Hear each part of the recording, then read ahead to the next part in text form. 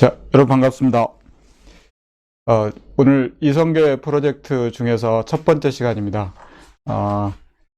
여러 가지 정책과 그리고 대한민국이 나아갈 방향, 그리고 어찌 보면 크게 보면 한국인이 앞으로 어떠한 방향성으로 아젠다를 가지고서 나아가야 될 것인지를 살펴보는 시간이 되겠습니다. 어려운 얘기보다는 가능하면 우리가 알기 쉽게 풀어 써서 하는 방송을 진행해 보려고 합니다.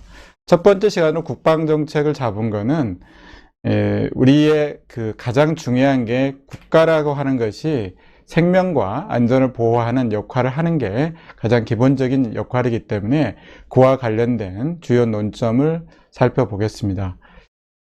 지금 우리가 놓인 게 소위 한반도라고 하지 않습니까? 그래서 이 한반도 주변에 여러 가지 영토적 분쟁을 먼저 살펴보는 것이 가장 중요한 어떤 접근 방법이라고 생각됩니다. 그래서 현재 우리 주변의 영토 상황 내지 분쟁 가능한 그런 부분들을 한번 보겠습니다. 자, 좀 그림을 한번 보시죠. 그래서 첫 번째가 보면 지금 이 우리나라 주변에 소위 이 방공식별 구역이라는 게 있습니다. 물론 영공이라는 건 여러분이 아실 것이고, 이 방공식별 구역이라는 게 사실 각 나라가 뭐 임의로 설정하긴 합니다. 그렇지만 최소한 영토 유해가 이제 영공이지 않습니까? 그 영공 주변에 좀 더 안전한 어떤 국가 안보를 위해서 각국이 설정하는데, 외국의 그 비행기들이 특히 군용 항공기가 접근하려고 할 경우에는 미리 상대국한테 통보를 해야 되거든요. 그런데 얼마 전에 그 독도 주변에 러시아나 일본기들이 마구 6시간 이상 우리 이 방공식별 구역에 무단으로 침입하는 경우도 있고, 아시겠지만 중국은 지금 제주도 주변, 특히 이호도 주변 뿐만 아니라 당장 우리나라뿐만 아니라 뭐 그 주변국들의 어떤 영토 또는 영해에 상당히 무단으로 접근하고 있습니다. 이런 상황들이 현재 우리 그 한반도 주변에서, 우리 해양 주변에서 많이 벌어지고 있다라는 그 심각성을 언론에서 잠깐만 다뤘지만, 실제로 이런 부분들이 지금 대선 정국도 중요하게 다뤄야 될 의제들임에도 불구하고 실제로는 거의 다루어지지 않고 있습니다. 그래서 이런 현실을 좀 다시 한번 아시겠지만 직시할 수 있는 그런 기회를 갖고자 하는 의도라고 생각하시면 되겠습니다. 그래서 지금 그 한반도 주변, 특히 제주도 주변이 굉장히 문제가 많다는 것이고, 이 주변이 앞으로 지금 꽤 한 10년, 20년 전에 그 제7강국 이런 얘기도 많이 들어보지 않았습니까? 그래서 이 주변이 사실 한중일 공동 수역으로 설정된 부분도 있고 해서 상당히 논쟁거리가 되고 있고, 자원뿐만 아니라 이 주변의 해양에 있어서의 어떤 주도권 싸움이 앞으로 크게 진행될 거라고 보시면 되겠습니다. 그래서 그 이호도 남쪽에 상당 부분 중적 부분이 있고, 특히 옆에 다음 본을 보시면 EEZ라고 있지 않습니까? EEZ는 뭐냐면 배타적 경제수역이라 하죠. 그래서 그 주변에 나오는 해양 자원들에 대해서는 영해 국가가 배타적인 자원 취득권 또는 관리권을 갖는다는 건데, 이 부분에서 지금 마라도가 우리의 그 최남단 섬이고 영토에 들어가거든요. 그 마라도 밑에 그 이호도라고 있습니다. 그래서 이호도는 이제 구체적인 국제법상 섬은 아닙니다. 그렇지만 암초가 있는데 그 암초 위에 우리도 지금 그 해양 관측 기지를 설치해 놨죠. 그러면 이 이호도가 사실 또 어떤 그 지구 환경 변화에 의해서 이 암초가 상당 부분 높게 떠올랐을 때는 경우에 따라서는 상당한 분쟁거리가 될 수가 있고, 현재 국제법상 만약에 국제사법재판소로 이 문제가 넘어가더라도 가장 근거리에 있는 국가가 사실 우선권을 지니거든요. 그래서 이호도가 앞으로 문제가 되더라도 이 부분은 상대적으로 우리한테 유리한 상황이긴 합니다. 그렇지만 그 나머지 섬들이 그 주변에 굉장히 많거든요. 그래서 이 나머지 섬들에 대해서 중국과 일본이 굉장한 작업들을 하고 있다. 그것이 현재 이 올림픽 상황에서도 이루어지고 있고 상당 부분 밑에 내용들이 지금 전개되고 있습니다. 다음에 그 그림을 보시면 현재 중국은 그 밑에요. 센카쿠 열도라고 일본 측이 현재 실효적 지배를 하고는 있지만 중국 측에서 나오이다오라고 부르면서 본격적으로 이 섬에 대한 영유권 작업을 하고 있고요. 그 밑에 이제 파라셀 군도, 그 다음에 스프레틸리 군도라고 그래서 이제 그 중국 쪽에서 난사 군도 또 사사 군도라고 부르고 있습니다. 이 사자라는 건 이제 모래가 많다는 것이고 모래톱 같은 것입니다. 근데 이게 굉장히 여러 개 연결돼 있어요. 그래서 이걸 사실상 영토화하는 작업들을 중국이 하고 있고, 물론 연안국들인 필리핀이라든가 베트남도 일부 자기네 그 권한을 주장하고는 있습니다만은 아시겠지만 중국을 이기기는 어려운 상황이지 않습니까? 그리고 이 부분에서 상당 부분 이 중국이 영토를 차지하기 위한, 특히 이 태평양 또는 인도양 주변에 대규모 앞으로 자기들의 그 해양 세력을 강화하고, 이 분야가 지금 어떻게 되냐면 우리 입장에서는 해양 수출 통로거든요. 여기가 여기를 지나가야 되는데, 이 부분에 생각해 보면 중국의 군함들이 암암리에 이거를 장악했다고 생각해 보세요. 엄청난 상황이 벌어질 수 있다라는 것을 예측할 수 있겠습니다. 다음에 보시면요, 일본도 가만히 있질 않죠. 또 일본도 이 중국과 지금 겹치는 센카쿠 열도나 다오이다오이 이런 부분 외에도 일본은 지금 러시아와도 그 쿠릴 열도라고 해서 그 홋카이도 위쪽에 문제도 있지만 일본 입장에서는 지금 이 남태평양, 이 태평양, 인도양 주변, 특히 태평양 주변에 조그마한 암초에 들더라도 상당 부분 이들이 자기들의 어떤 미래에 대비한 여러 가지 작업들을 하고 있다. 쉽게 이야기하면 거기에 시멘트 같은 걸 부어서 섬들을 좀 늘린다든가, 심지어 헬리콥터 착륙장, 또 중국은 아시겠지만 얼마 전에 그 모래톱들을 갖다가 연결해서 비행기가 착륙할 수 있는 그런 시설도 설치하고 있습니다.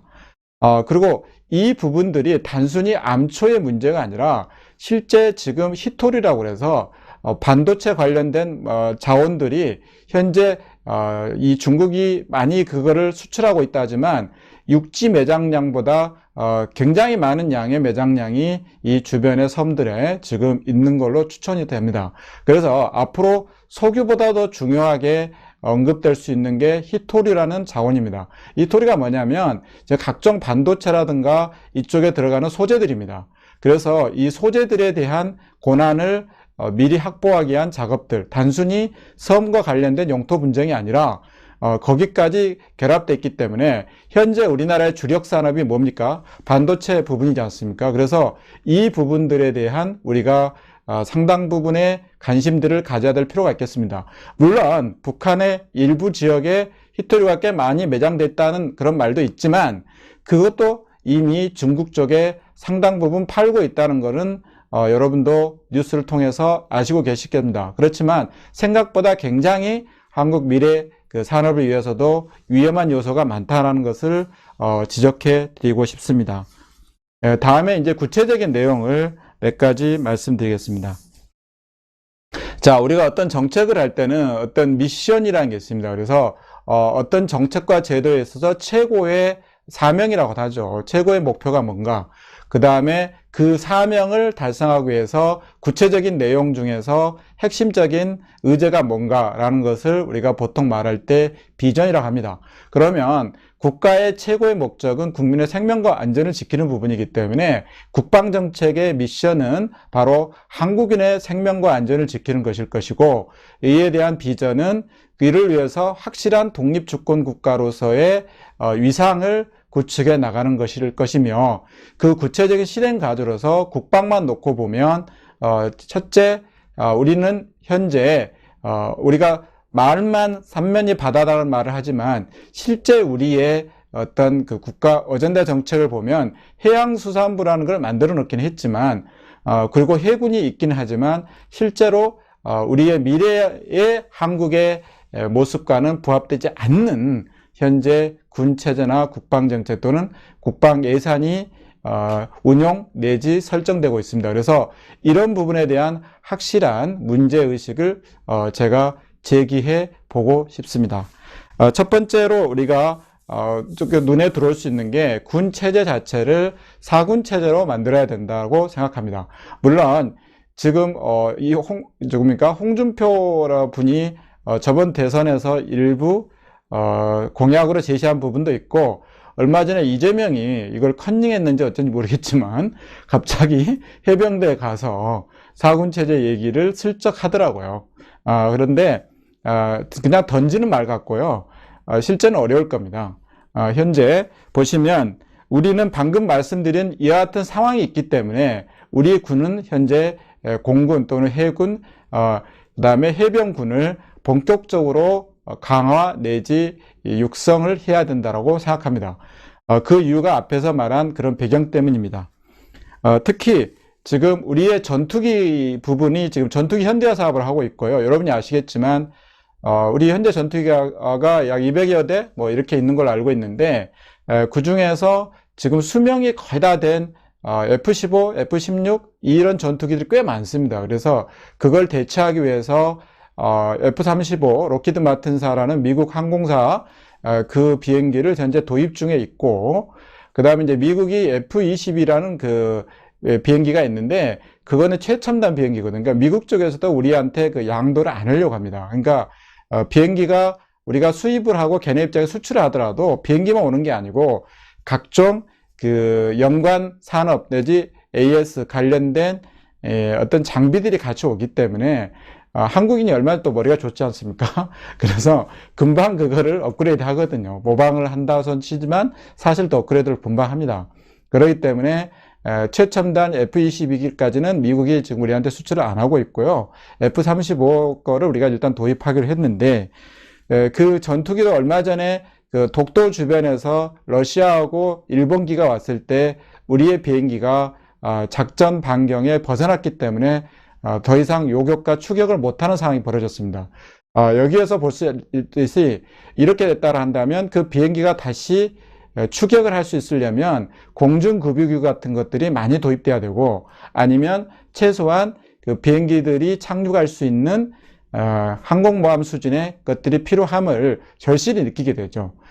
그래서 현재 우리나라도 소위 경량 항공모함이라는 거를 일단은 만들기로 놓긴 했습니다. 그리고 현재 그 해군 배 중에서 사실 주변에 잠수함을 잡을 수 있는 핵심 배가 여러분이 아시겠지만 이지스함이거든요. 그래서 이지스함을 이제 지속적으로 증가는 시키고 있는데 좀 더 많이 증가시키지 않으면 앞으로 우리의 그 안보상에 굉장히 큰 위협입니다. 사실 뭐 사드 문제 가지고 얼마 전에 논의를 하고 있지만 사드보다도 현실적으로 더 필요한 것들이 이런 분야라고 생각합니다. 영토 분쟁이 지금 그 문제가 되고, 또 우리 주변에 보시면 알겠지만 독도 주변에도 언제든지 그 일본군이든 중국군이든 러시아군이 상륙할 수도 있는 것이고, 그리고 현재 뭐 북한군이든 중국군이든 필요에 따라서는 우리의 많은 서해안 섬 지역에 상륙할 수도 있는 문제입니다. 그래서 이런 부분에 대해 체계적으로 우리를 방어하기 위해서는 이 해병 병력이 굉장히 강화돼야 된다 라고 생각됩니다. 그래서 이런 부분들을 역시 준비를 해야 된다고 생각됩니다. 다음에 보시겠습니다. 지금 육군인데요. 지금 육군도 지금의 그 보병 중심의 체제로는 미래사에 맞지 않습니다. 그래서 육군도 지금 보면 화기 중심으로, 그러니까 포병 또는 이제 전차부대, 아시겠지만 이 통신, 전산 통신 이런 부분들을 굉장히 강화할 필요가 있고, 특히 그렇다 한다면 육군을 또 마구 이렇게 개념 없이 줄인다라고 이렇게 말할 수 있거든요. 육군 쪽에서는.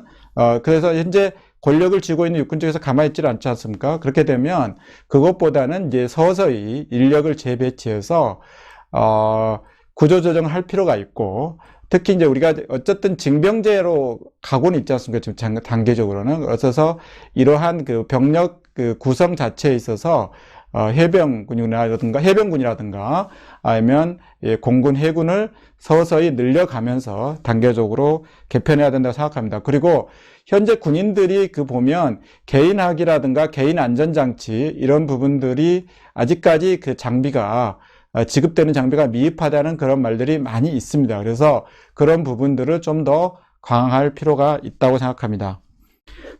그다음에 다음 보겠습니다. 자, 이제 모병제 논의들이 하는데, 그래서 이 모병제도 갑자기 지금 모병제를 하자라고 하는 거는 현실에 맞지 않고요.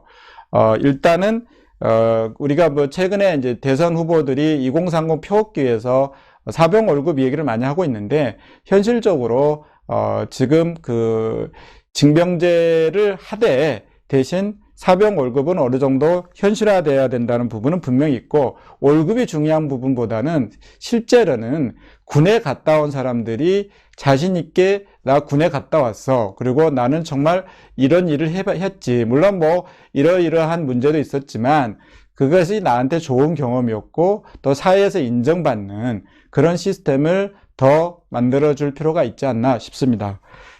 그리고 현재 그 부사관제들이 있는데, 부사관제들이 현재도 이제 어느 정도 내실화되어 가고 있는 건 알고 있습니다만은, 부사관들을 각 파트별로, 특히 전문 파트부를 많이 만들어내고 육성해야 된다고 생각합니다. 그러니까 행정 위주가 아니라, 전산이면 전산, 기갑이면 기갑, 통신이면 통신, 이렇게 해서 해당 분야의 부사관들을 좀 더 많이 양성할 필요가 있다고 생각하고, 현재 그 군무원도 마찬가지입니다. 그래서 단순 행정 지원보다는 역시 파트별로 전문가들을 많이 양성해서 전체적인 미래 전쟁 내지 미래 평화를 위해서 전문가 양성 체제를 인력 자원 관리라는 측면에서 상당히 구조를 바꿀 필요가 있다고 생각합니다. 이와 같은 조건들이 어느 정도 다 충족됐을 때 비로소 완전한 모병제로 갈 수가 있는 거라고 생각합니다.